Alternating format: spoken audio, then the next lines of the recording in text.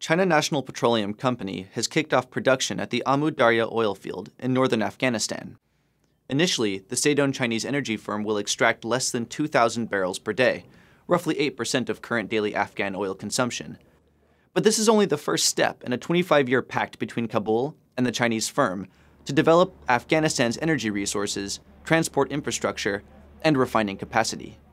The pact reflects China's growing awareness of new strategic opportunities and challenges in South Asia, especially as the U.S. withdrawal from Afghanistan approaches.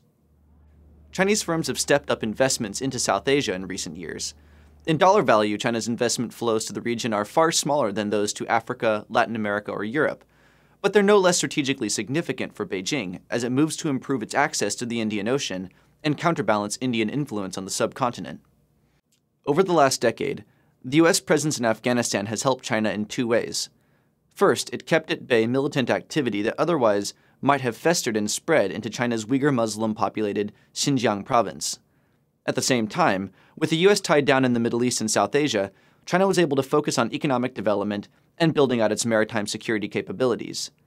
When the U.S. leaves, China will not only be forced to play a more proactive security role in countries like Afghanistan and Pakistan, but it may also encounter a reinvigorated U.S. presence in the Pacific.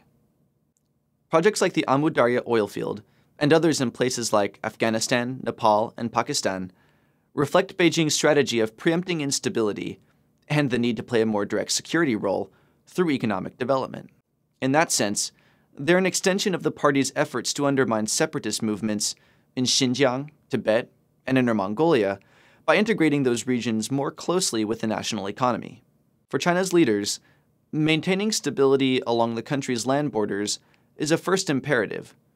Only when that's done can they address problems in China's Han core.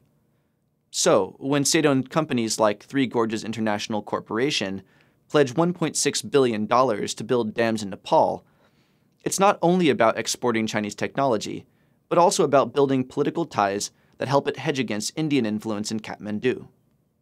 While Beijing's interests in Afghanistan may be defensive, Chinese investments in other parts of South Asia reflect a more proactive strategy of securing access to resources and the ports, roads, and railways they're shipped through. Chinese companies are currently mining in southwest Pakistan and have invested $200 million in upgrades to the Gwadar deep-sea port and Balochistan. Likewise, Beijing agreed to invest a total of $1.2 billion in Sri Lanka's Hambantota port and has promised similar investments at Bangladesh's Chittagong port. In some sense, these projects are designed to counter New Delhi's influence in the Indian Ocean basin. But more important for Beijing is their role in maintaining and expanding the network of raw materials and resources that feeds China's industrial machine. For China, building these ties in South Asia is critical not only for expanding the country's regional and international profile, but also maintaining basic security along its western borderlands.